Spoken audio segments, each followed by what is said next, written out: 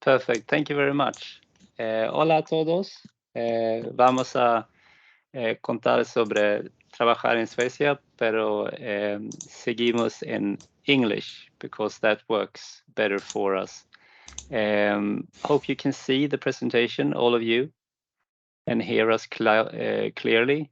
My name is Anders Karlsson Eklund, and I'm working as EURES advisor for the Swedish Public Employment Service in the EURES network. And together with my colleague Rob Flores, we are in charge of recruiting veterinarians to Sweden. Any words, Rob, regarding that? No, perfect introduction, Anders. Please continue. Okay. So we have been in this international project together with Spain and EURES Spain since last year. And we went to Zaragoza and met with very good candidates, veterinarians, together with our employer Evidensia and Corinne Rose that are with us here today. And now we will continue with this online events, and we will as well visit Spain again. But more information about that you will get soon. In Sweden, there's a big need of veterinarians. Several hundred veterinarians are needed in Sweden, and the three employees that we have with us today have big needs and have trouble finding the right veterinarians in Sweden, and therefore they need to recruit from other countries. Sweden is well known for its high-class animal care. We have strong animal welfare standards, strong legislation, we have modern facilities, and we have a focus on technology. So we believe that coming to Sweden to work as a veterinarian is something that is positive in many ways. There is a possibility to apply for relocation contribution and traveling for an interview contribution through the targeted mobility scheme. You can find more information on the euresmobility.se. And just to say as well that all of you participating in this online event will get all the slides from Daniel and his colleagues. So all that's been said today will be handed out to you. So on the euresmobility.se, you will find more information about possibilities to apply for relocation. And then today with us, we have Distriktsveterinärerna, Livsmedelsverket and Evidensia, and they will tell you more about their organization and what they have to offer and what they are looking for. And soon I will leave the floor to Distriktsveterinärerna, but just first some short information about the next steps. After this presentation and during this presentation, you will get more information on how to apply with each company, and EURES Spain will be your contact in this as well along the way, of course. We will be coming to Zaragoza on the 24th of October and Madrid on the 25th of October, but only with Evidensia and Distriktsveterinärerna. And regarding Livsmedelsverket, the Swedish food agency, they are with us online today, and they will tell you more on how you can apply for work with them. And when we are coming to Spain and Zaragoza and Madrid, we will be presenting a living and working information more thoroughly about the steps and how it works in Sweden. So now it's just very, very, very short. And we will tell you more about that when we are on place in Zaragoza and Madrid. And you will as well be able to meet Evidensia and Distriktsveterinärerna, them telling you more about their organization and as well interviewing you regarding what your thoughts are about working in Sweden and the possibilities. So that was what we wanted to say now, and over to Pernilla and Distriktsveterinärerna. Thank you, Anders. Let's see, so I can show my PowerPoint.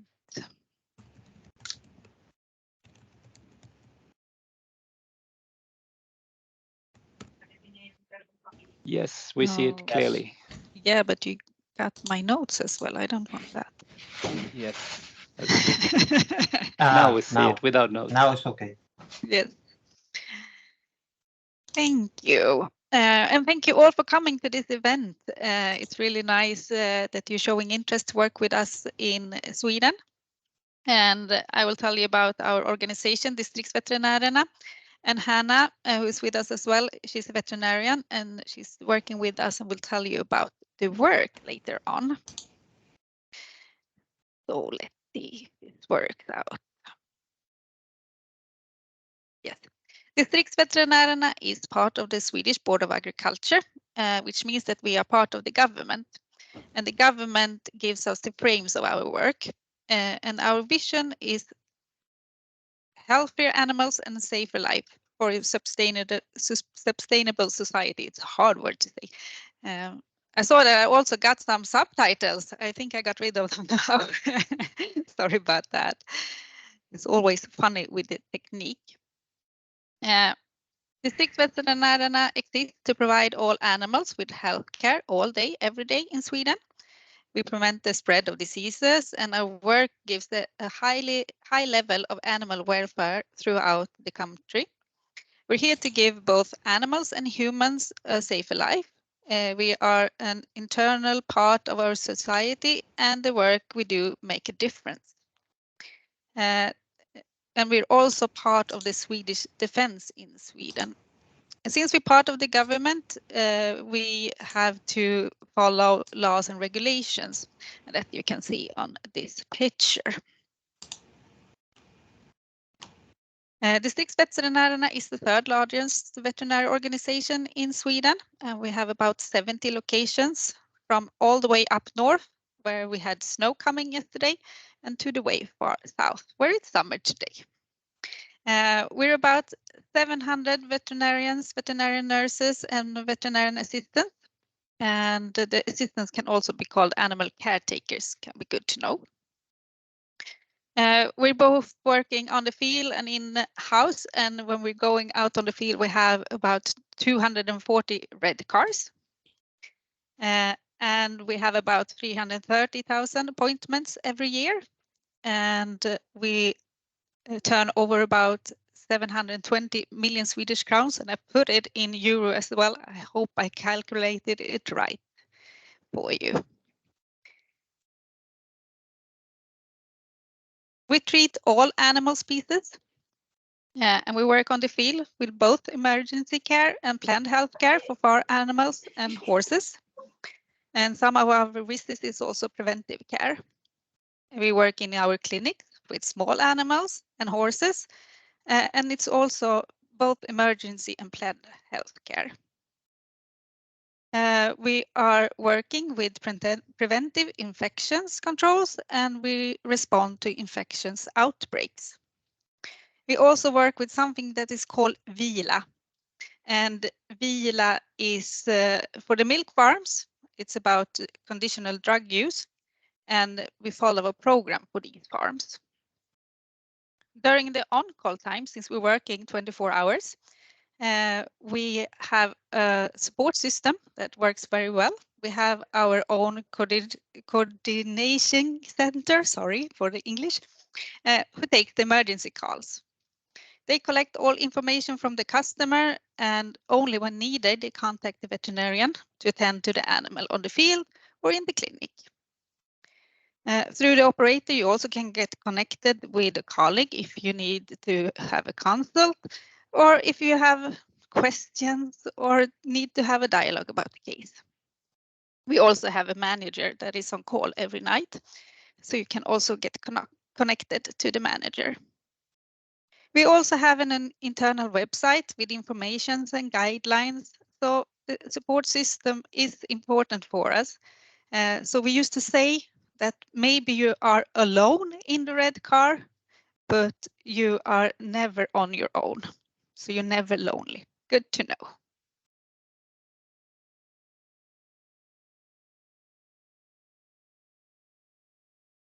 Our business areas are small animals, horses, and cattle, and we had head veterinarians in charge of these areas, and they support the veterinarians in the organization and the organization as a whole. We also have specialized groups into poultry, sheep, goats, pigs, and fish. It is important for us to have extended knowledge about all species since we work with all of them. So if you have a special interest, you can work in one of the teams working extra much with the species.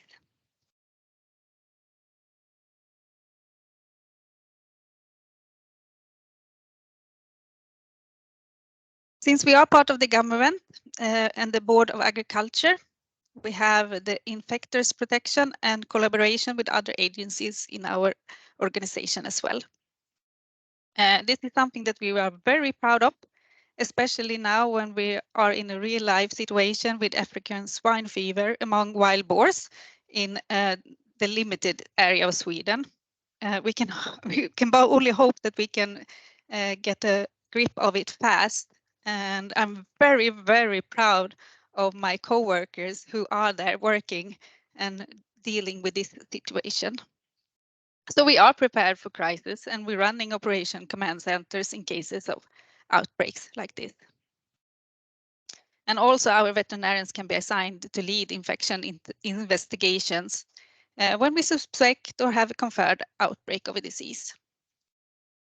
We also perform controls of animals and goods and issue official travel documents, and we work at the border control.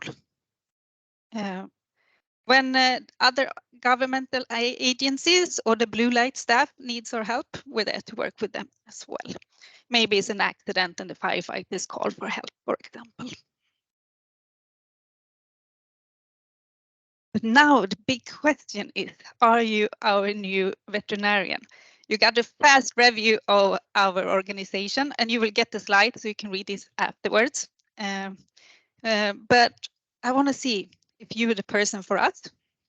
We can give you the opportunity to work with a mixed practice where no day is like the other, like Hannah will tell you later on. Since we're both working on the fields with large animals and in the clinic with small animals and in many locations also with horses in the clinics, you have to have a driver's license so you can come back and forth. That's important. We also have openings for new graduated, but we're also looking for experienced veterinarians, of course. We need you who loves to work with both large and small animals.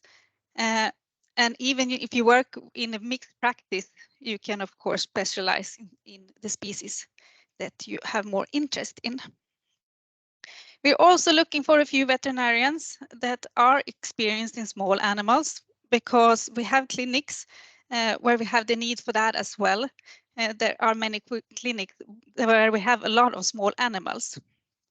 And in some of them, you can even choose to work with small animals or large animals. So we look for you who wants to work with the mix and also you who want to work with the small animals. So how can you qualify to work in Sweden? First of all, you have to have your veterinary education of a minimum of 5 years, and you have to be going to university. And when you're from the European Union, when you fulfill the requirements, you can get the license in Sweden. And you apply through the Board of Agriculture, and you will get more information about that process later on. And we will, of course, support you in the process. We need you to be fluent in English at B level because in the beginning, English will be the language that you use the most. And in Sweden, we're very good at English, so it is helpful to have a good English. But you have to have a strong ambition to learn Swedish because you have to be able to communicate and to write medical records in Swedish. We will support you to learn the language, of course, and help you in the everyday work, so it works out with the Swedish-English combination. We used to say at the beginning it's a lot of English, then it gets English, and then you move over to Swedish. The Google Translate and AI actually would be best friend in the beginning, but with the Swedish classes, you will learn and it will work out.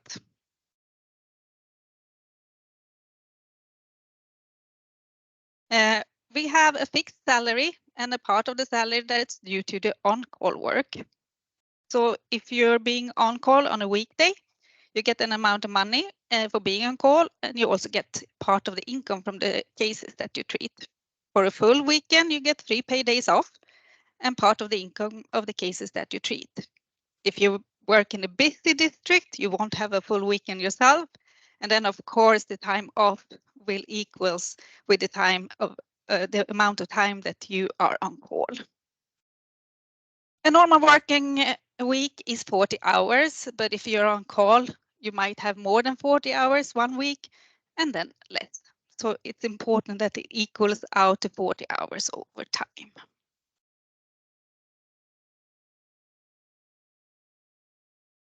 I'll also quickly tell you that I have our quality department, and we also have an academy that I will tell you on the next slide. And I'm very proud of this, of course. We benefit from being a large organization.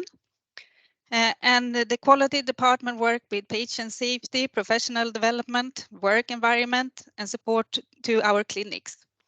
It is important for us to have an ethical approach, and healthcare must be professional, patient safe, and have a good quality and the right level of care. We need to have the right skills in the right place at the right time, and we're working with roles and career pathways to meet the needs of the goals of our business.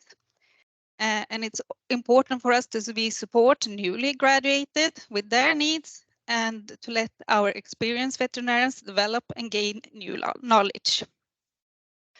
We provide guidelines, and we have our own academy with in-house courses and educations, and they can be both digital and in real life. Of course, we also provide external courses if we're not able to have it in-house.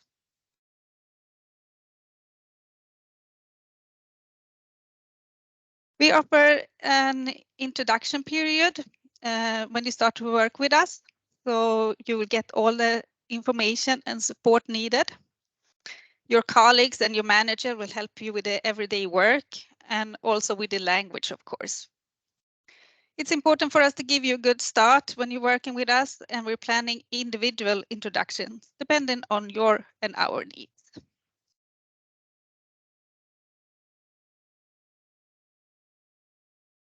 We care about our employees, and we offer a lot of benefits. See, I've moved ahead, I'm sorry. We will support you, of course. We'll get back to that. We will help you with the language education and information about applying for the license. I will get back to that in my next talk. And we will help you with applying for taxes and get the personal number that's temporary to start with. We will help you with a bank account, and we have an internal website so you can get information for being new in Sweden, but also some information for your introduction. Now I get to the part where we care about our employees, and I won't tell you everything on these slides. It's 3 of them, but you can read about them. But the most likable maybe is the vacation, that we have 28 to 35 days, depending on your age. And if we move on, for example, we wanted to support you if you're a parent with parental benefits, and we will support you with wellness and health. It's good to have a good health. You will also get the discount when you work with us, and who doesn't like to have a discount on cinema tickets? Now I've rushed through all my pictures and my information because we want to give you a lot of information from all of us today. So we will talk more to you when we meet in Spain. But I'm working with recruitment from other countries. So if you're interested in working with us, please send me an email. You have it here on this slide. And I'm very eager to see if you are the right and the new veterinarian at the Distriktsveterinärerna. And now I will let you listen to Hanna, who will talk about how it is to work with us. Thank you very much. Yes, thank you, Pernilla. I'm just going to start my presentation here.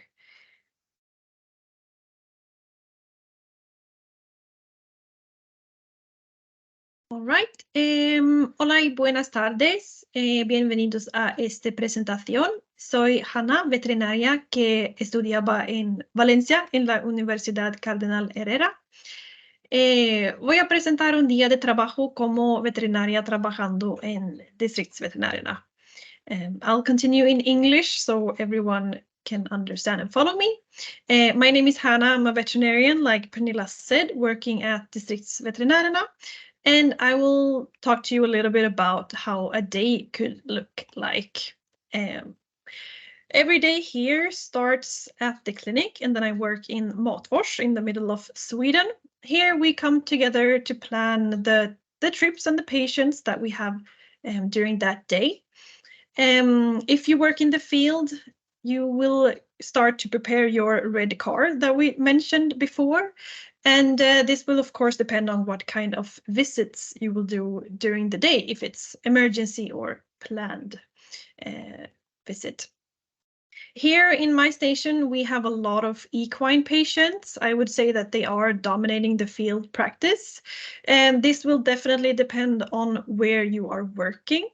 And here we provide emergency care for treating of, for example, colics, fractures, wound care, foaling, and more. And some clinics here even do have their own horse section where they can treat the horses at the clinic. Besides emergency care, we also do planned and more preventative care, such as treating for lameness diagnostics, radiography, ultrasound, inseminations, and other kinds of preventative care. Besides equines, we do also have a lot of large ruminants, which are definitely one of the more common patients here as well. Here, it's also emergency consults, such, for example, acute mastitis, dystocia, calving paralysis, prolapses, and others. But also we do visits that are more planned. For example, dehorning of calves, castrations, treating of subclinical mastitis, and other preventative care as well. We also do have our own lab, so we can culture, for example, milk samples to come up with the most effective treatment plan. Besides the more common patients, we also do definitely other species as well. For example, porcine, poultry, alpacas, and the list goes on from here. Of course, small ruminants as well. Besides the more common patients that we have here, we also do treat small animals, like we talked about previously. So if we return here to the clinic, we also do have the ability to perform consults on small animals. We have a lot of owners who want to visit us with their small animals, which gives us a mixed and a very broad practice. My consult here in Matfors is a bit smaller, but we have consultation rooms and one smaller operating room to help treating with the most cases. Even though we don't have surgery and emergency to be able to keep the animals overnight. And here, the more common patients are, of course, canine and felines. However, we do treat other species as well, for example, exotic animals. So due to the different number of species and cases that we treat here, every day is different and none is like the other. Therefore, I think it's a perfect place for learning clinical veterinary medicine for newly graduated vets if you don't really know what to do and you just want to try a little bit of everything. But it's also a good place for more experienced vets to continue to grow and learn and to apply their knowledge. Thank you so much for your attention. That was a little bit about how a working day here could look like for me at distriktsveterinärerna. Thank you. Thank you, Hanna. Well, now is our first moment for questions for our friends of veterinarians, to Anna or to Pernilla. You can do it turning on your micro, or if you prefer doing by chat, we pass the question to Hannah and Pernilla.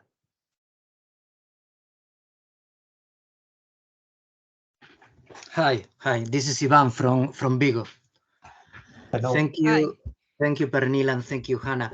I was a bit, maybe, I don't know if we have a structure here in Spain that is similar to your organization, right? I was listening your presentation, and I was just wondering what is the difference between you and a normal private practice, or how that integrates with a normal practice, as we are used here, a private practice. So this is what you do, actually. I mean, I guess you charge people, right?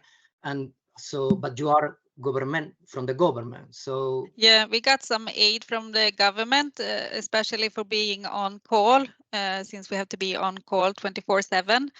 But we also, of course, have to make our money to fill out our budget. So we're working like a normal clinic in that way. But something that can be different from a hospital, like Evidensia, for example, can have overnight cases, which we can't have. So when we're working with small animals in our clinic, it is during the day, but we can do some surgery, of course, as well, but no overnight patients in our clinic. But I think that's what's different is that the government gives the frames of our work, and we have the large animals and we have the small animals, and we have preventive care. And if there's an outbreak of disease, we have to be there. And we are at the border controls. Not every veterinarian is at the border control or in the outbreaks. It's a lot about what you have in what's your interest and what you like to work with. So you can be in a small animal group if you love the dogs and cats and things like that, and be helpful in that area. Or if you're very interested in horses, you will be in the horse group and help the organization to develop in the horse field, for example. But distriktsveterinärerna is like this. And maybe a small animal clinic is like that. Okay. I hope that was an answer to your question. Yeah, thank you very much. Okay, Alexia, you have a question, Alexia? Yeah, hello. Jag heter Alexia. Tack så mycket for your presentations. I would like to ask regarding the program for new fresh graduates. As my example, I just graduated in June. So I would like to ask if you have more specific information about this program, what type of courses could you provide, or how this works? When you are new in our organization, first of all, look at the clinic where you work, what the need is for you and for the clinic. And that's the usually start courses is about being on call, for example, but we also have guidelines for all the most common cases for small animals and large animals. But to start with, we won't just send you out in the red car on your own going to the colic your first day. You will have an introduction and we will see what you need, and you can go with colleagues to start with, so you will feel comfortable in the work. But we will make an individual plan for you if you will start to work with us. Okay. I'm sorry. I have another question regarding this. So as you said, it would be like individually depending on my needs in this case. For how long is kind of like this support? Because like, is it like 2 weeks? Usually this type of introduction is like 2 weeks, 3 weeks. I guess it depends what is commonly done with you. Maybe you will have an introduction for, say, 2 weeks, and then you get the case on your 3rd week, and then you feel like, oh, I don't feel comfortable with that. Then you go in with a colleague.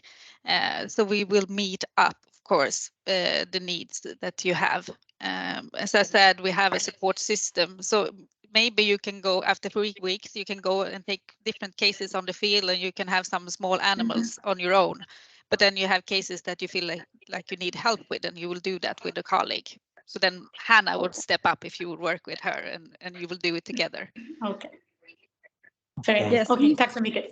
me, for example, I had some experience of small animals at first. So for me, it was just more about learning the large animal practice. So it took me maybe like 3-4 weeks, like Pernilla said. I went alone once, and then I felt like I wanted a colleague. And then the second time I called someone. So it's really like very super individual. But approximately around that time, I would say. All right. Okay, tack. Okay, there is a question on the chat from Alejandro. He says, thank you both for your presentation. And the question is, do you also offer job positions for vets in the government, specifically in animal health, like AFHA in the UK? Thanks. I think these questions lead us to the next presentation. Yeah, you will like the presentation from Livsmedelsverket. So maybe we can start with the presentation of Livsmedelsverket, okay, and keep going. Is it okay? Absolutely. Okay, here we go. Hola, mi nombre es Andrés, soy de Extremadura y me licencié en veterinaria en Cáceres. Llevo viviendo casi 10 años en Suecia, 8 de los cuales trabajando para el Swedish National Food Agency, Livsmedelsverket.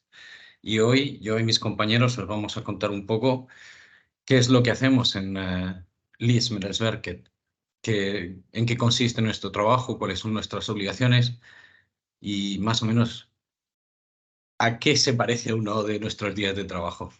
Entonces, voy a ver si soy capaz de poner la presentación. A ver. Ahí está. Y ahora, pues, le voy a ceder la palabra a Eirikur. Hello, my name is Eirikur Einarsson. I'm head of division of the control at the food agency in Sweden. Together with me, besides Andreas, we have Johanna Abramsson, who is a team manager, and then we have Jasmin Forsberg, who is our HR consultant and who will be working on recruitment. I would like to just mention the overall picture of the food agency, which would be that we are a state agency, we are a government agency. The frame is set by the government and the parliament, decisions made by those. And our main task, it is described as we work in the interest of consumers. It means that we promote safe food and safe drinking water. We promote transparency in food handling and also sustainable food consumption. So we work in the food chain, the latter parts of the food chain, let's say. We try and to maintain and ensure that the food that is produced and sold and served in Sweden is safe, first and foremost safe and honest. That there is a lot of cheating going on when it comes to food, and we have a little bit of a task force against that. We also want to enable people to eat in a healthy and sustainable way, meaning that we provide advice to the general public as well as institutions. And now we also have a big task, getting bigger by the day, it seems. It is the security and the supply. So the food security part, not just the food safety, but also the food security, in the sense that we work to ensure that there is enough food and safe drinking water in the country, both on the daily basis, but also in the time of crisis and even in the times of war. Our part in this is controlled. I meaning the division that I had. We work also on knowledge, advice, rules, but we also, we do control things just to make sure that everybody adheres to the rules. It doesn't mean that we don't give advice as well, but you know, we do work on control. The chart for the our organization, our part of the organization, this part of the food agency, it's about half the staff of the total of the food agency who work in control division. We have 3 units that work on meat control in slaughterhouses and game handling establishments. And we do also have 1 unit that works on more on the border control and control of individual business operators in the food chain. So we have in Sweden and under the auspice of the food agency, we govern the control in the country, let's say, and give advice and steer the control in the country. It is carried out mainly, the numbers, you know, is that the municipalities carry out a lot of the control. There are 280 municipalities and there are 120,000 food establishments. But we, as an agency, the food agency itself, we have direct supervision of 1,400 establishments, whereof we have 200 slaughterhouses and game handling units or establishments. We, as I mentioned earlier, and I dare to repeat, the main focus is safe food, but also, and as was mentioned in the beginning of the presentations here, animal welfare is a big issue in Sweden, as elsewhere, I guess. But it's particular maybe in Sweden that we spend a lot of energy and resources on animal welfare, and that is a part of it, part of our work to daily basis. Andres will comment on that later. We have a permanent presence at the largest slaughterhouses, and then we visit the smaller ones, both small slaughterhouses and in particular the game handling establishments. I think there are about 80 game handling establishments that we control. There are 145 approximately official veterinarians. We want to have more. That's why we're here. And 85 official assistants as well. Yeah. Just to give you an idea of the volumes, you can read the numbers here. We do have 500,000, you know, less bovines, 250,000 sheep and lamb, 2.5 million domestic swine and poultry in the excess of 100 million. So we are kept busy. So I think that's all for the overall picture. I leave it to Johanna to tell you a bit more about what is to be expected when working in Sweden. Thank you, Eirik. Okay, so if you're interested in working with us, and if you are recruited by us and get to Sweden, we will offer you 4 months of economic support for your accommodation in Sweden. We will also offer paid language training, and we will help you, and we have a checklist for how to apply for a Swedish ID number, how to apply for Swedish veterinarian ID, and how to open a bank account and manage your civil registration. So a little bit about our employment benefits. Your health is important to us, so we offer you a healthcare allowance of 3,000 Swedish crowns per year for a full-time employment. And then we have 1 hour per week for health activity during working hours. We also sponsor the cost for massage, and that is maximum 10 occasions per year for that. We also, if you need it, offer you glasses for screen work. Yeah, next slide.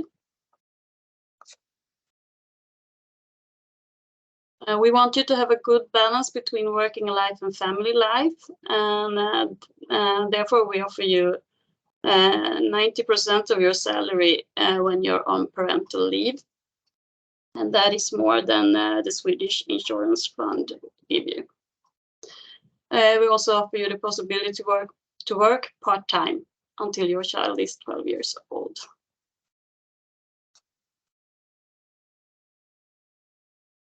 And then the vacation days are the same as at the distriktsveterinärerna, between 28 and 35 vacation days per year, depending on your age. We also offer you salary exchange, possibility to exchange part of your salary for more vacation days or change vacation days for a higher salary. And then, of course, you're insured when you're at work. And more,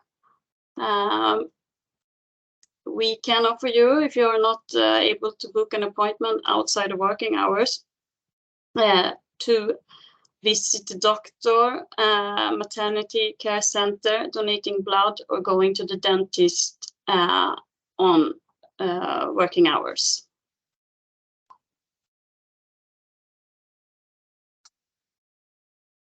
And then a little bit about the introduction. We talked a little bit about it for distriktsveterinärerna, and I think it's mostly the same.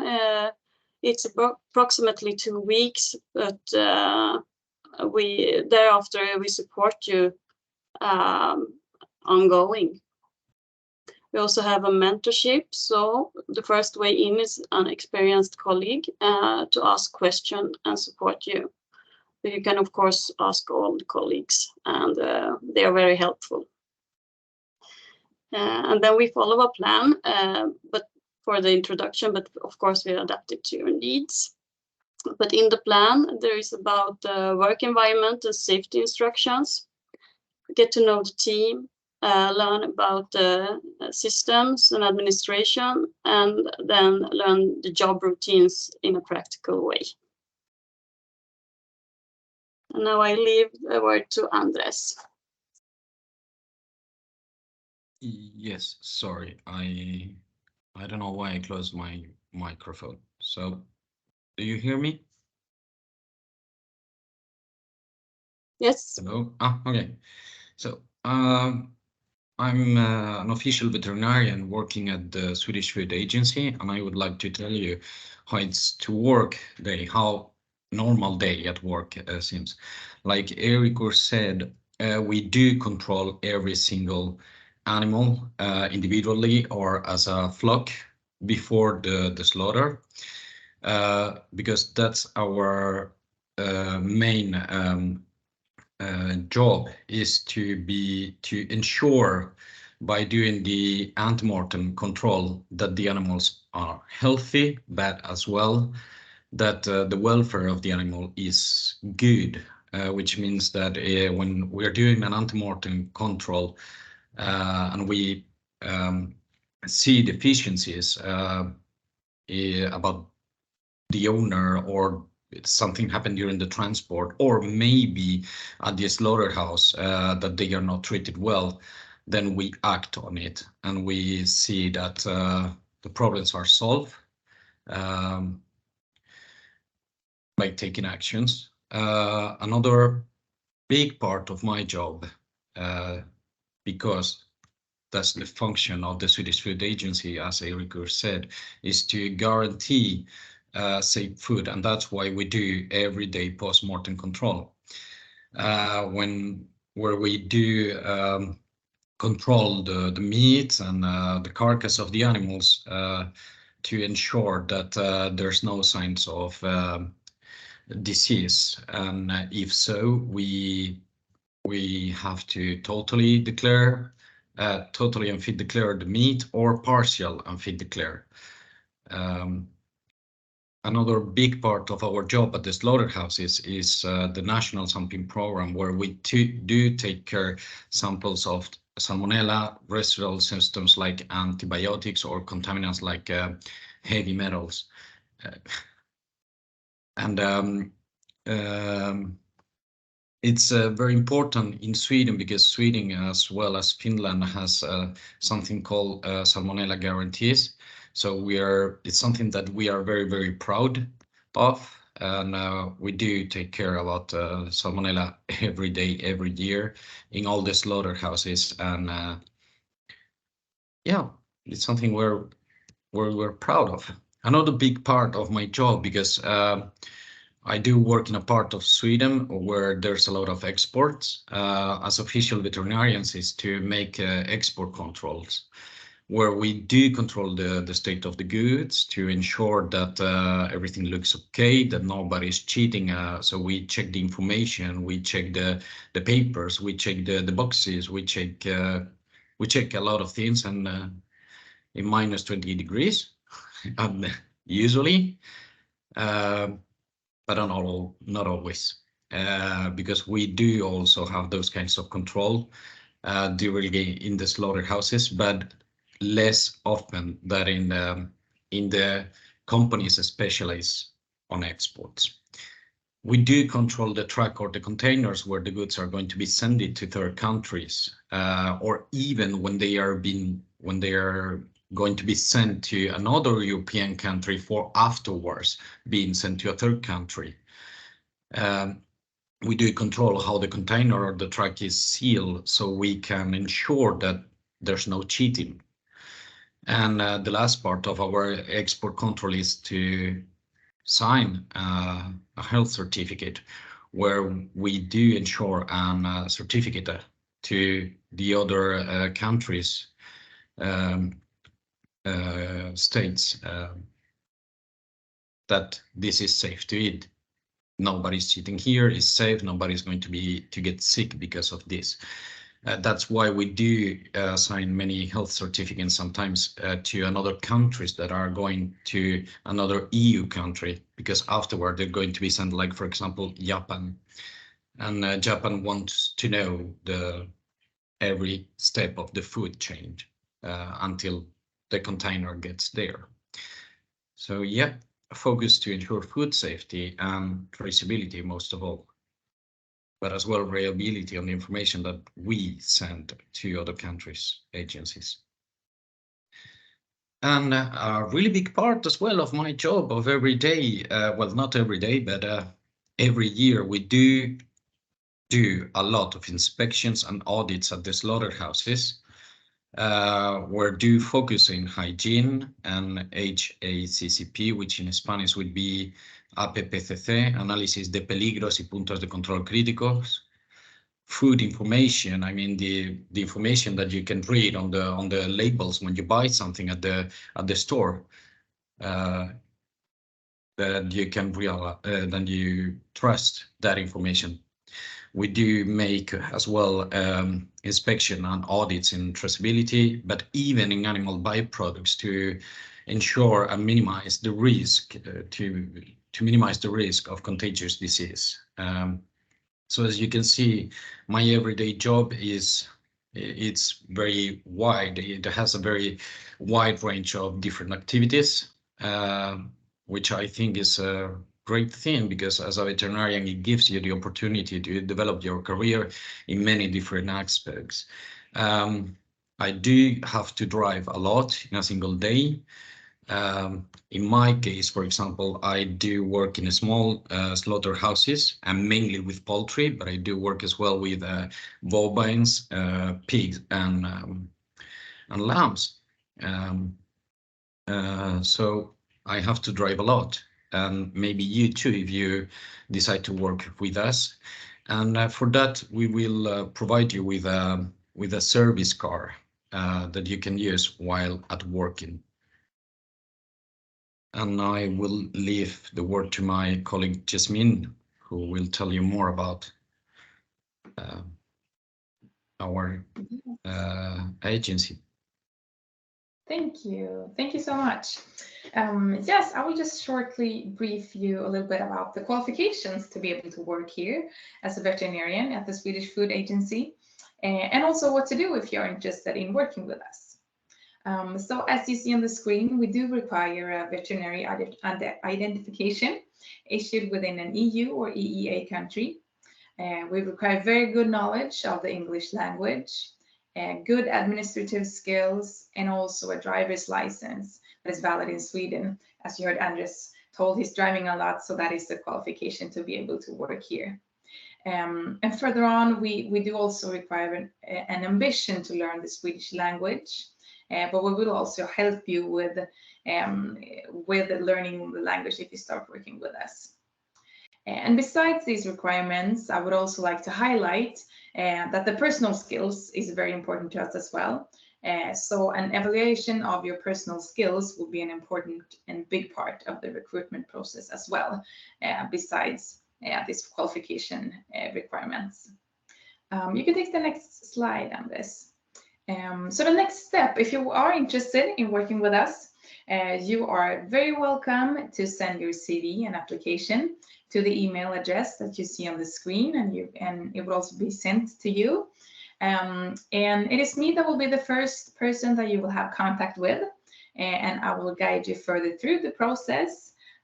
So I look forward to get in touch with many of you and guide you further on in this process, and I hope that many of you will like to work with us. So with that, we would just like to end our presentation with opening up to questions. So if you have any questions about us, how does it work here, whatever you're wondering, you're welcome to come with questions. Ok, un momento para las preguntas. Creo que la presentación ha sido bastante extensa sobre todo lo que ofrece la compañía y tienen además una persona con experiencia real como es Andrés. Pregunten. Ask questions. This is a chance. Esto es una oportunidad. If you prefer to write down on the chat, please do it, and I will pass the questions to the participants.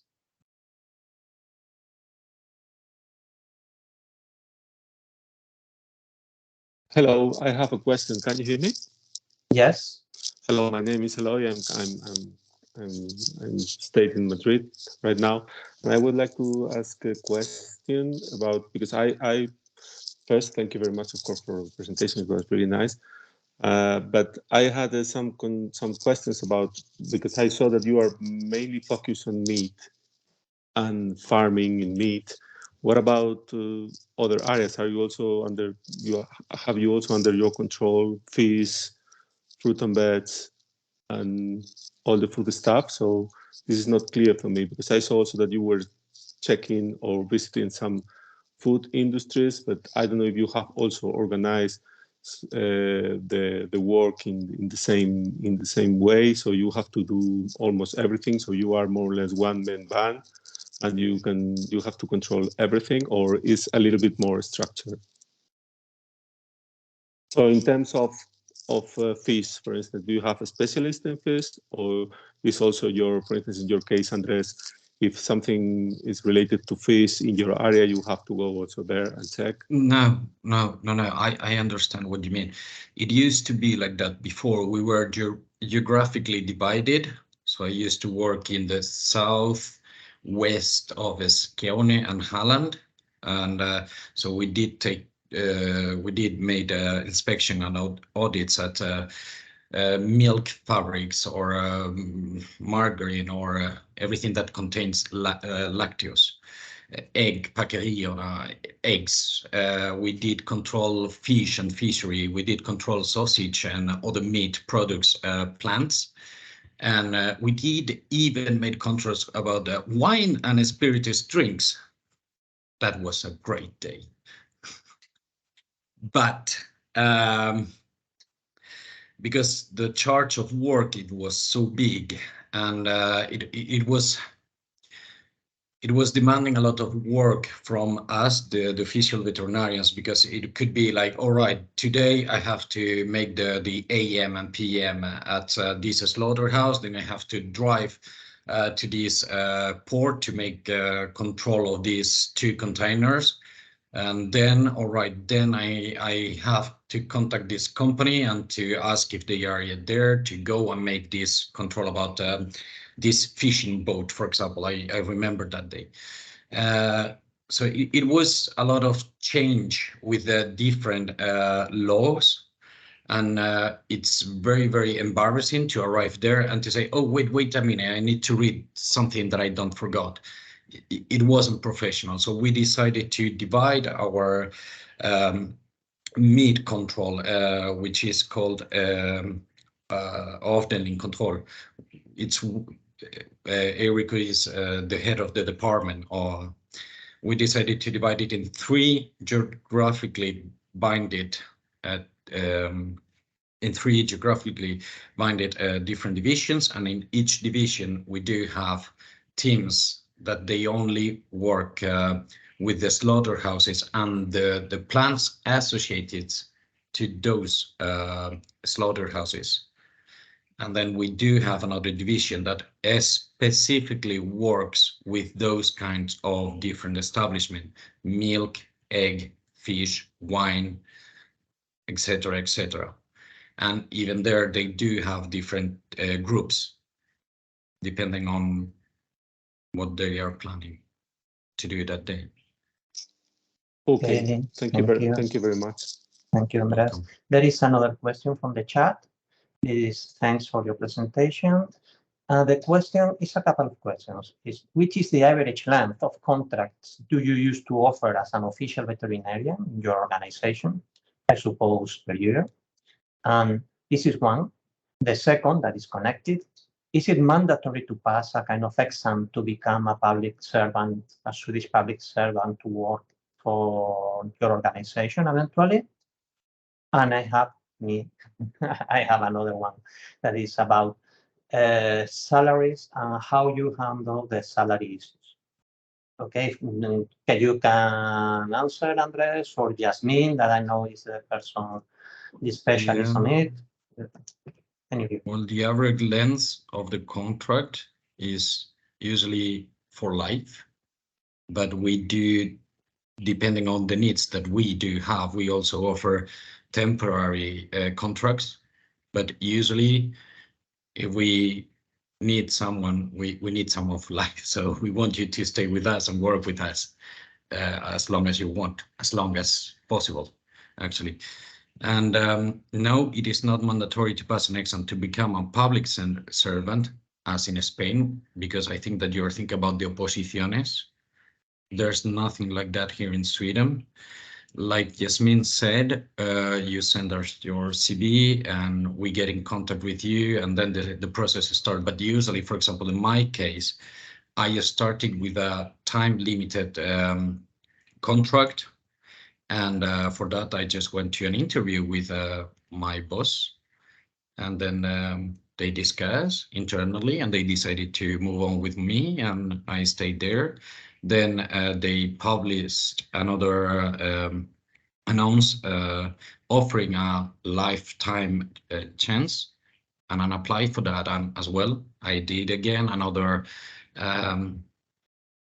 interview, and in that case I had to do as well a test about how you say it in English, un test de aptitudes.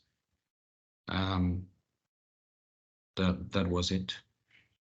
An assessment. More or less. Yeah. And the question from Daniel, the salary, we have individual salaries. Yeah. So it will be a discussion during the recruitment process about the salary. Yeah. But they're usually very good, and you can live comfortably in Sweden with a salary from the Swedish Food Agency and the other companies as well, I think. Beatrice asks if all the positions are mainly in the slaughterhouses. Yes, you can to specialize actually. I myself, I specialize in sampling. I'm responsible for, together with colleagues that work and coordinate the work at the lab. We do prepare every year or the planification for the samples. They take care of the lab thing, and I usually take care of the field thing. And we have a very tight communication to do that. We do have other colleagues that they are specialized in animal welfare, so they are always working with that to improve the animal welfare and to improve the quality of the control for the animal welfare at the controls. We do have groups working with risk inspections and audits. We do have groups for the meat control, etc., etc. We do even have people that are specialized only about controlling reindeer meat, for example, and gaming meat. There's another group for that. But if your question is more about if you are able to change from the meat control to be able to work with other plants, I don't know if right now we're looking for that kind of position, but I maybe can pitch in here. We are mainly looking for people working in the slaughterhouses at the moment. Yes, that is where we are interested in now. But when you are employed by the agency, you do have a possibility of obviously seeing if there are any other positions that would be of interest, and then you can apply for those in contest with others as well. So yeah. Okay, so we have a last question for you from Alexia. Alexia? Yeah, hello again. Yeah. So my question is if the company is willing to hire a vet with no previous experience in the field. The answer is yes. Okay, because sometimes it is mandatory, or like, of course, it's an extra, but I've been in the situation where that was impossible to apply if I didn't have previous experience. So that was my question. Thank you. Yeah, obviously there is a training and so on before you can work, fully and independently and so on, and so that would apply to everyone. Yeah, of course. Thank you. And in the beginning, like Johanna said, we do have a mentorship program, so you always have a more experienced colleague with you, guiding you and showing you how the routines goes and teaching you basically. Lovely. Very needed. Okay, thank you. Yeah. Right. You're welcome. Thanks a lot, Ericure, Andres, Johanna, Yasmin. Now we are going with the last but not the least company participating in this workshop, that is Kerin from Evidencia. So Kerin. Thank you. The floor. Thank you so much. I'm just going to share my presentation just a minute.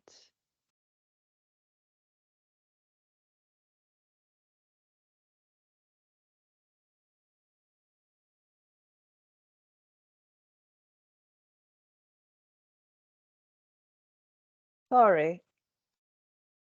Can you hear me now?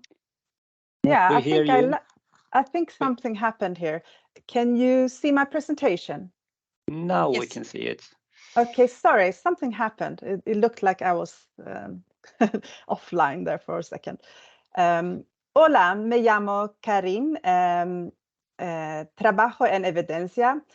Disculpa, pero no hablo mucho español, so I will actually continue in English. I'm so sorry. I would love to do the presentation in Spanish, but my Spanish is quite poor. I work with recruitment for Evidencia, and I will tell you a little bit about us as a company, why I think it would be a good idea for you to consider Evidencia Sweden as a new employer. I will also tell you a little bit about the recruitment and the support we will give. And then we will have Rebecca talking about her experience. Rebecca comes from Spain, and I met her in Zaragoza last year, and we recruited her in this event. So I think you will actually enjoy hearing her experience. And she will, of course, speak in Spanish. So a little bit about Evidencia. Evidencia was founded in 2012 when 4 major hospitals came together and the company was founded. Since then, we have grown a lot. We have a lot of different hospitals and clinics across the whole country.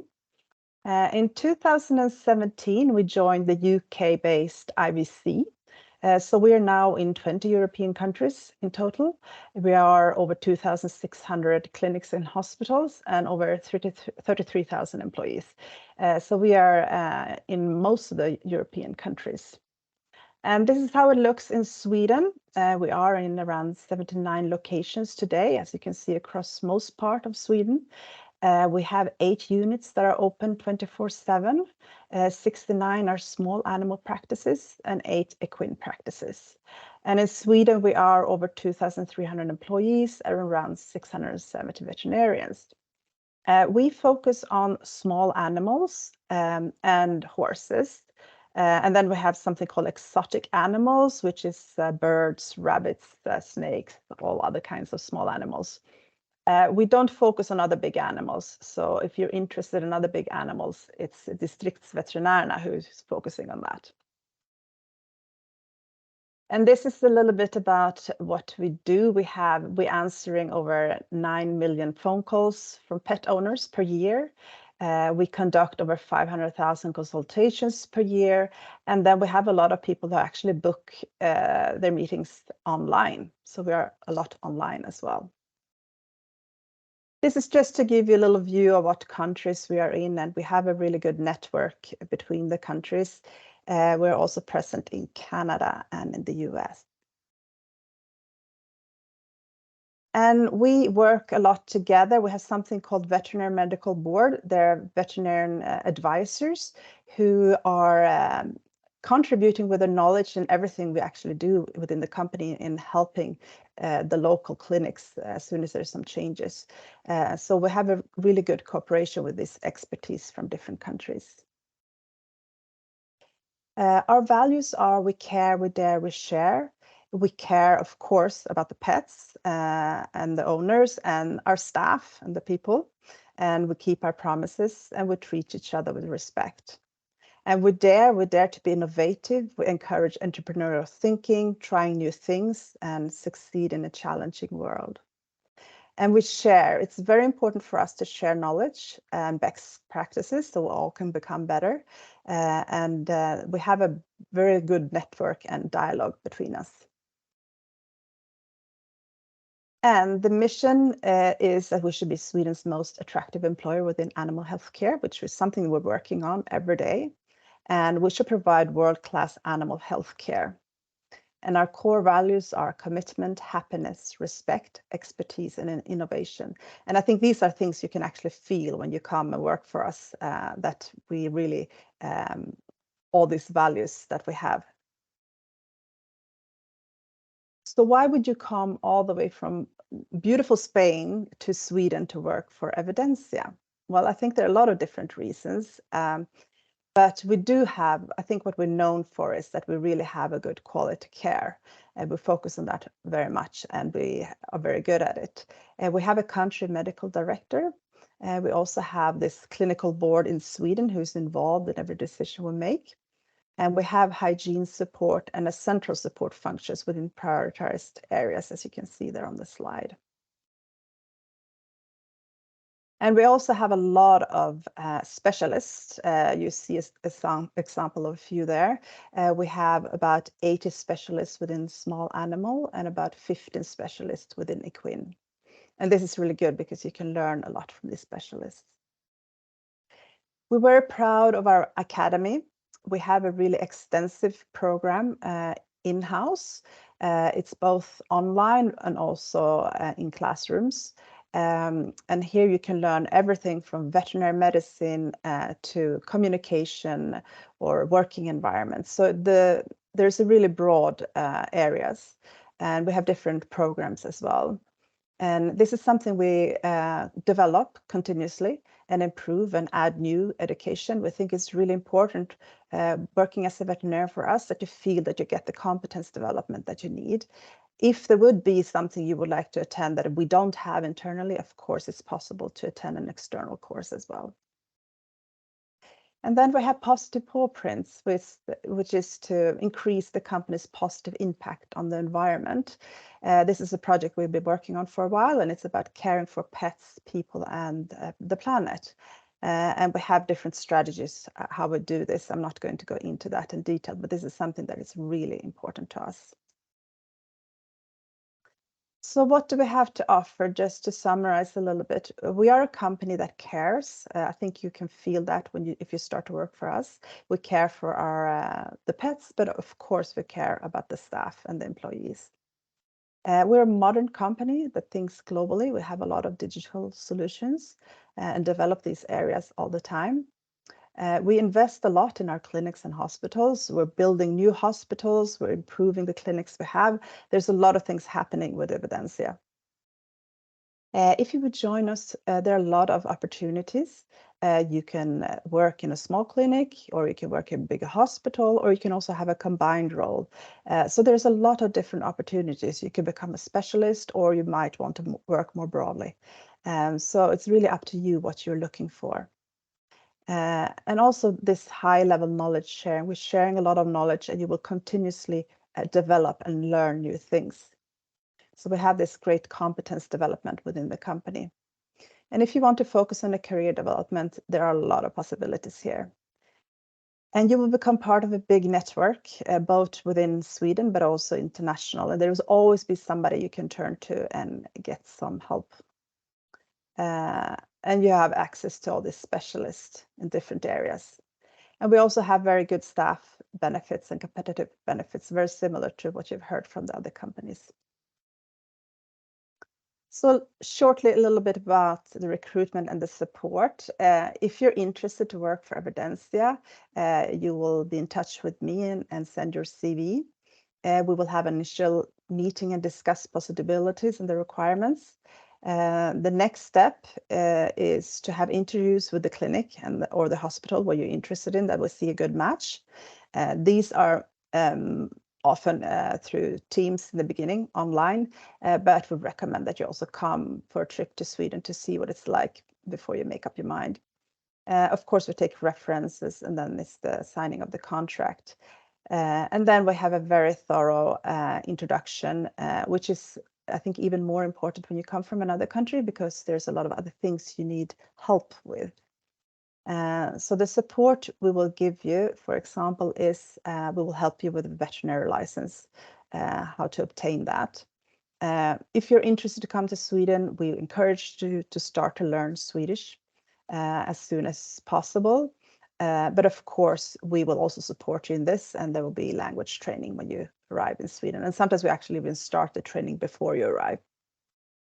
We will assist you in finding housing if needed. And also, it's very important to register with the Swedish tax authority to get the Swedish personal identity number, which is kind of key to life in this country. So we will assist you with all these practicalities and helping you settling in. If you need help to open a bank account or whatever it can be, we will be there to support you. I think also what's beneficial that there are a lot of other foreign veterinarians working within Evidensia. So there's a network of other people that you can talk to, which can be very helpful. So now I'm going to hand over to Rebecca, who will tell you about her experience. Hey, everybody. Well, first of all, thanks to Karin and to Evidensia for inviting me to this presentation. They asked me to speak in Spanish. So can you speak a little louder, Rebecca? I hear you, but it's yes, perfect. Now? Yes, that's better. Thank you. So I will continue in Spanish. Hola a todos. Mi nombre es Rebeca. Llevo trabajando como veterinaria en el Hospital de Evidensia sobre de Estocolmo desde hace un año. Y me han invitado para que os cuente un poco mi experiencia de mudarme a Suecia y de trabajar como veterinaria durante este año, y también un poco para animaros a que deis el salto. Con esta charla no pretendo ni mucho menos engañaros, pero he de reconocer que Suecia para mí ha sido un gran descubrimiento y mola mucho. Quería explicaros un poco las principales dudas que me surgieron a mí cuando me mudé a este país. La primera, como veis en la foto, es las diferencias culturales. Sí que es cierto que bueno, las personas suecas son gente respetuosa, cordial, abiertas al diálogo, evitan conflictos y son siempre políticamente correctos. Entonces esto a nivel laboral facilita mucho las cosas. y siempre y cuando seas claro, nunca vas a tener problema en Suecia, pero creo que tampoco en ninguna parte del mundo. Tiene una estructura horizontal del trabajo, algo que me chocó bastante porque nosotros estamos habituados a una jerarquización. Entonces, es una manera diferente de gestionar el trabajo. Todo se hace aquí con mucha planificación. Aquí la improvisación no se lleva en absoluto, ni a nivel laboral ni a nivel personal. Por tanto, tomar un café al salir de trabajar es algo complicado con los compañeros, pero si lo planificas siempre podrás. Como podéis ver en la foto, se animaron en un segundo a hacer un selfie juntos. Gente súper maja. Es algo que me parece increíble, es que están muy concienciados con el estrés laboral. Es decir, aquí los horarios se respetan. Si tu hora es de salida a las 5, saldrás a las 5. Y si no es así, porque tu carga de trabajo no está bien gestionada, deberías hablar con tu jefe y él, sin ningún problema, hará que la carga esté mejor repartida. Y algo que me ha parecido increíble es que, en el peor de los casos, si es que necesitas ayuda, tiene un grupo de ayuda, un grupo de apoyo a nivel psicológico.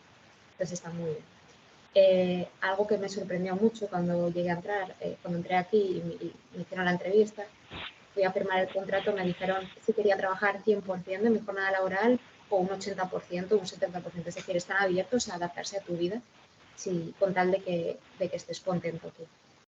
Y algo que me encantó es que la introducción sí que es cierto que fue maravillosa. O sea, durante 5 semanas estuve viendo cómo funcionaba el trabajo todo aquí sin ejercer. Entonces, está todo muy bien planificado, lo hacen muy bien.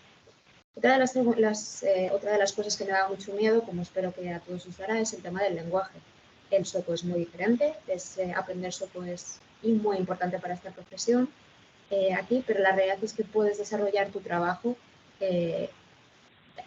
durante los primeros años, puedes desarrollar tu trabajo y tu vida laboral en inglés, sin ningún problema. Aquí todo el mundo habla inglés.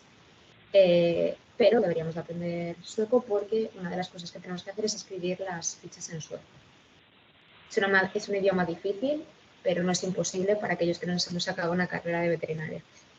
Un punto positivo de este programa es que ellos facilitan las clases de sueco en tu horario laboral. Entonces, eso es maravilloso y además te ayudan a obtener la licencia desde el minuto 1 sin tener que justificarte ese paso, porque se comprometen a enseñarte. Otra de las cosas que me chocó mucho fue el tema del uso de los antibióticos. Aquí hay una gran concienciación con respecto a la resistencia a antibióticos y por tanto el uso es infinitamente más reducido a lo que yo por lo menos estaba acostumbrada. Entonces durante este año he aprendido como quien dice, una nueva medicina y me he dado cuenta de que no es necesario el uso de antibióticos tan frecuentemente como yo pensaba. Algo que me pareció magnífico es que puedes traer tu perro al trabajo. Eso facilita mucho tu vida si vienes con tu mascota, cosa que recomiendo porque, bueno, aparte de que puedes traer tu mascota al trabajo pagando una pequeña cuota al mes, el sitio donde se quedan es genial, pero es que puedes moverte con tu mascota en transporte público por toda Suecia. Hay muchísimas áreas verdes y es un sitio muy tranquilo, muy calmado, no hay mucho ruido, entonces creo que aquí son muy felices. Y lo más importante, y lo que supongo que todos estaréis buscando, es un incremento en la calidad de vida y por eso posiblemente estéis aquí. Y aquí, bajo mi punto de vista y mi experiencia, el equilibrio es perfecto. Aquí mi calidad de vida se ha incrementado notablemente. Sí que es cierto que cosas negativas es el tema de luz-oscuridad. Aquí la oscuridad es mayor que a la que estamos acostumbrados en España y sobre todo los peores meses son noviembre, diciembre y enero. Pero por otro lado es algo bonito porque hay muchísima nieve, como veis en las fotos, nieve todo el rato y algo que mola mucho es que alargan la Navidad hasta mediados de enero, entonces lo hacen de una manera muy chula.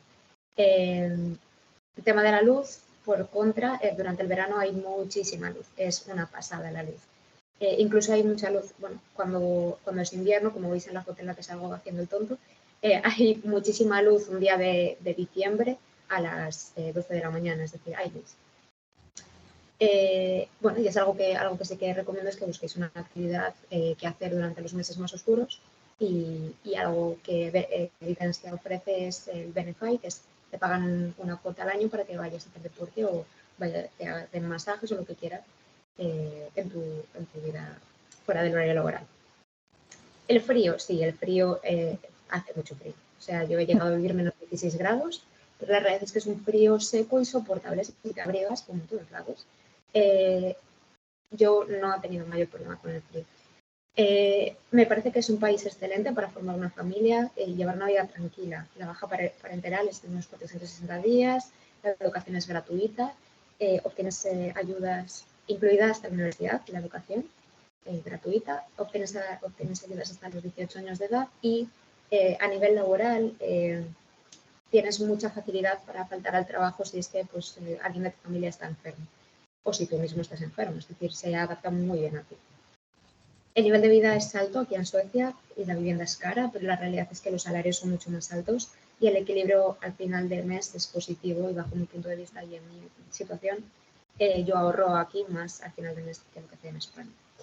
Y luego el sistema de salud personal es muy bueno, tiene muy buena fama.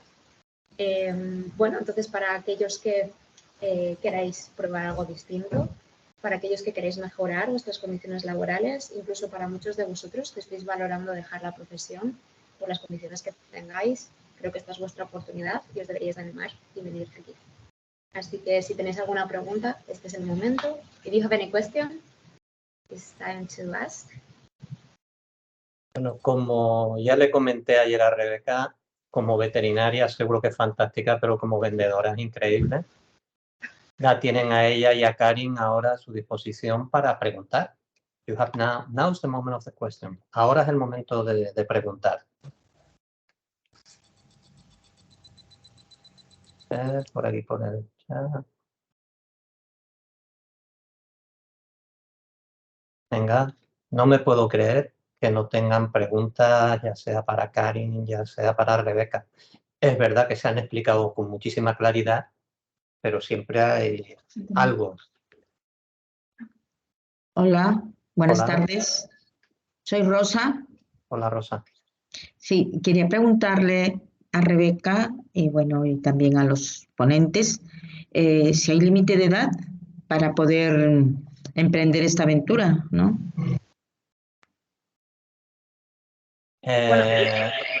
Rosa is asking us if there is a kind of age limit in order to go have this kind of experience, adventure in Sweden.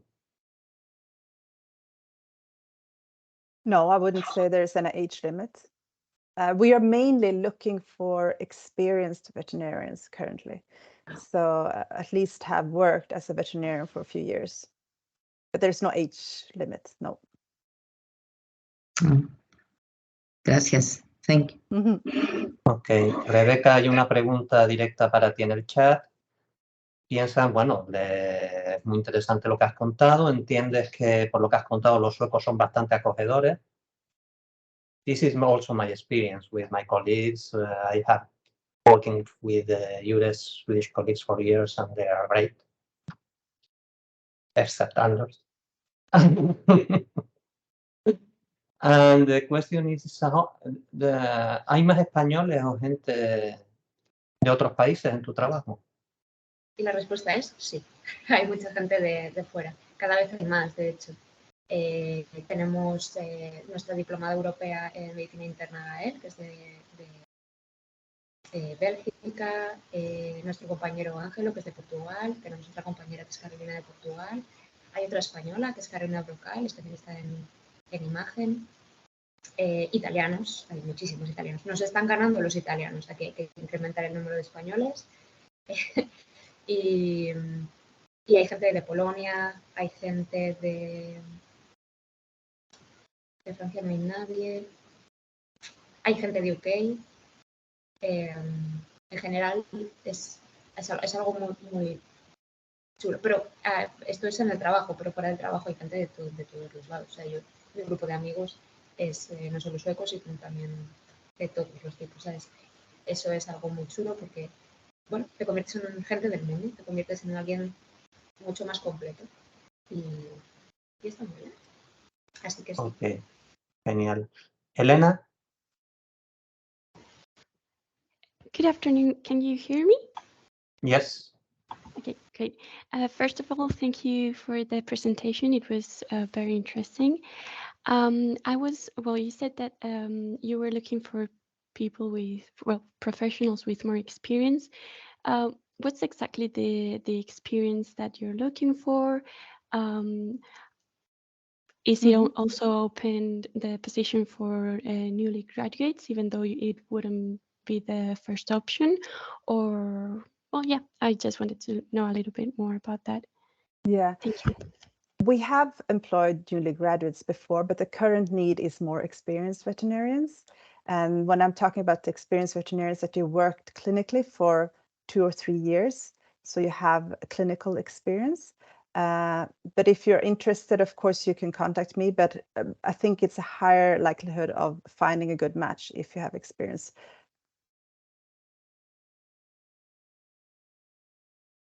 Did that answer your question? Sorry. Yes, thank you. You're welcome. Okay. There is another question from Álvaro. He's a bit worried about what would be the level of English skills in order to work for Evidencia on a daily basis. Mm-hmm. I think it is just like the other employers have said, B level, that you can actually speak English because you need to learn Swedish eventually, but we know that you cannot know Swedish from day one. But you have to be able to communicate. And unfortunately, not all the Swedes know Spanish, so you have to get by in English in the beginning. But Swedes are very good in English, so you can manage with that language. But it's good to learn the Swedish language eventually, and we will support you in that and give you language training. Ok. Como les dijimos al principio, todas las presentaciones con los puntos de contacto de las 3 empresas las van a recibir. No creo que hoy, porque saldremos todos muertos de hambre, pero a más tarde, por los españoles por lo menos.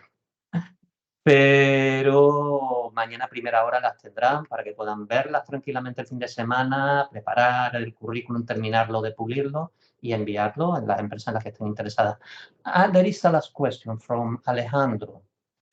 Thanks for the presentation. I would like to ask about the professional development.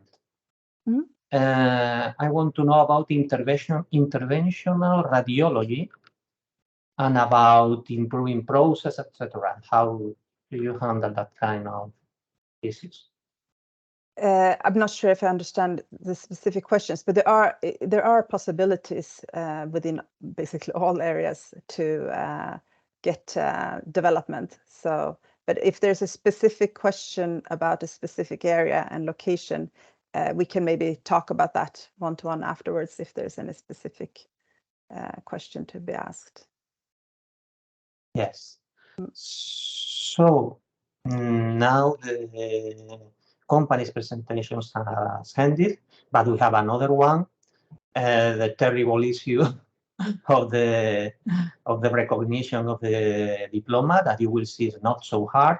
And Pernilla will explain us how to do with the diploma and with your professional recognition. Hi, Pernilla. Yes. Yes. Can you hear me? Yes. Great. I work at the Board of Agriculture, and the Board of Agriculture is the people handling your applications. And in the headquarters where I work, they work a few steps down in the house. But they were not able to be here today, so I will do my best to present this to you. And I hope it works. Nothing happens. There we go.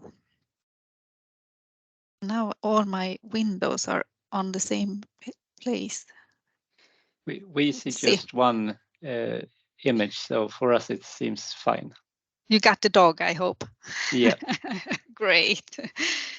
There are different types of licenses, and there is the Swedish veterinary license. That is a permanent license. You also have a temporary provision, and that is for students that are completing their 5th year. And it's also for veterinarians from third countries that need to work 1 or 2 years so they can get the Swedish license. There's also a temporary provision where you work on your EU or EEA license during 1 year. And at the Distriktsveterinären, I would recommend you to apply for the Swedish license. So you only have to apply once because it's easy to forget to renew it or to go and apply for the other license. I have to be patient today, I think. Nothing happened. There we go. With a double click it works.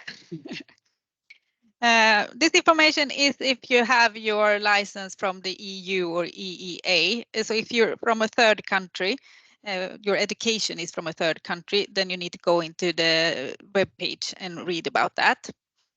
But you have to have a minimum of 5 years of university studies, and you have to have a diploma, and you have to send in documents. And yesterday we got a question about translations. And if the document isn't in Swedish or English, it needs to be translated, and you can translate it to English. That works perfectly fine.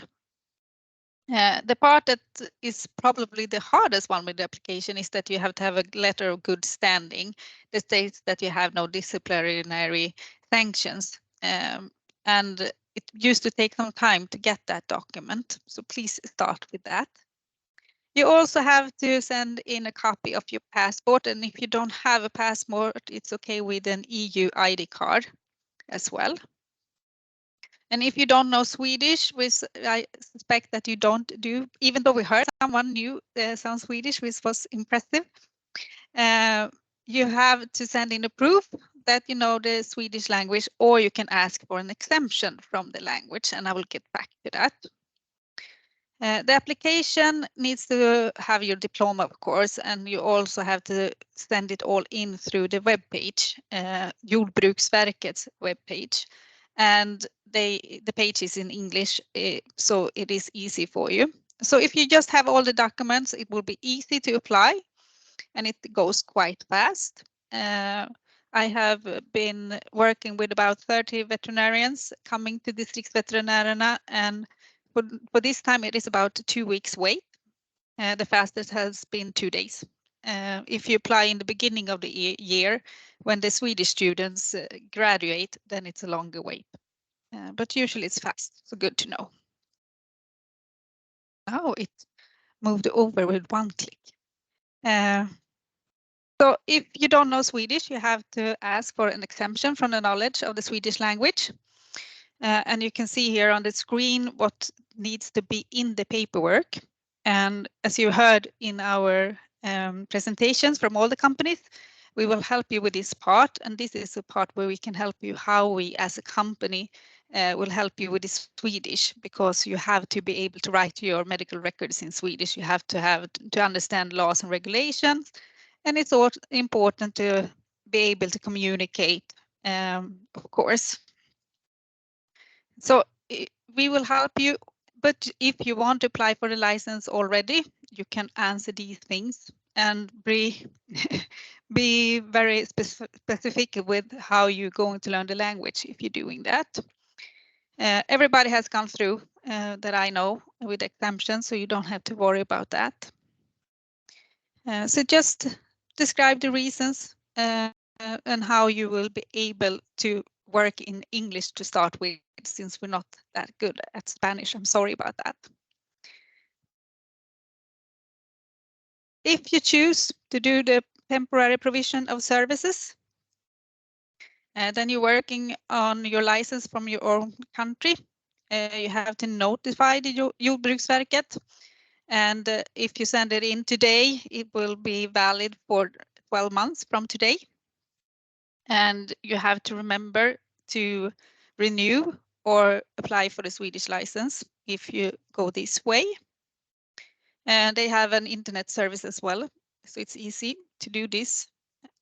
And you have to, of course, have some documentation as well. So you need a certificate that you are legally established and you're not banned to work, your diploma, and your passport. And as I said, you can use your European ID card if you have that instead. It's also an online service.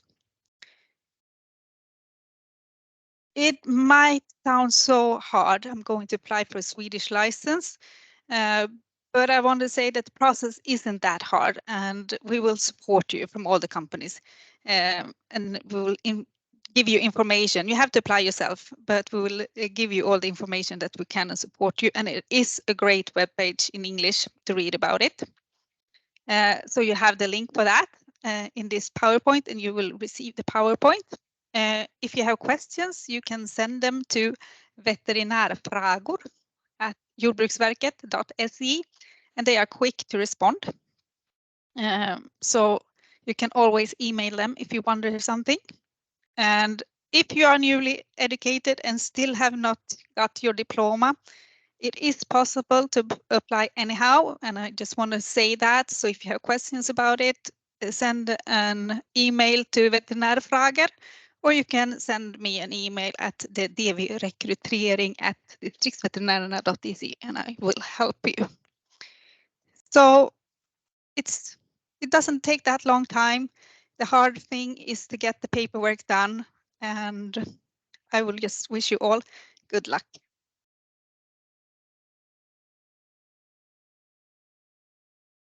Okay, thanks a lot, Pernilla, for all this very practical information, because it's always one of the main questions of the professionals: what to do with my diploma? Can I work? How long it will take? And having a information point about all this is really, really important. Bueno, ahora me paso al español. Bueno, first passing to thanks a lot to all of you. I have a list of your names: Karen, Rebecca, Pernilla, Hannah, Andres, Yasmin, Joanna, Eric. I think I don't let nobody out. Thank you, Anders. Thank you, Rob, my dear colleagues in the EURES Swedish team. I know business are business, so time is important and time is money. So we really appreciate your participation in this workshop, okay? And now I'll change to Spanish to talk about next steps. Bueno, next steps, los siguientes pasos. Pues bueno, para empezar, decirles que eso, que mañana a primera hora recibirán las presentaciones donde aparecen los puntos de contacto de la empresa. Es un correo que pesa un poquito, con lo cual yo sé que hay algunos servidores que se ponen un poco estúpidos a la hora de recibir correos de bastante peso. Si el lunes no tienen esta información en su correo electrónico, como tienen el nuestro, avísennos y buscaremos algún tipo de plan B para hacerles llegar la información. Es cierto que nosotros tenemos su currículum porque se los hemos pedido para poder organizar todo este proceso, pero también tenemos un reglamento general de protección de datos, de tal modo que no nos es posible, sin la autorización expresa, firmada y un poco compleja de ustedes, el enviar el currículum a las empresas a las que ustedes estén interesados. Así que lo que tienen que hacer es repasar el currículum, terminarlo de pulir y enviarlo por email a los puntos de contacto de las 3 empresas o de la empresa que más les interese, por el motivo que sea, de las que han participado hoy.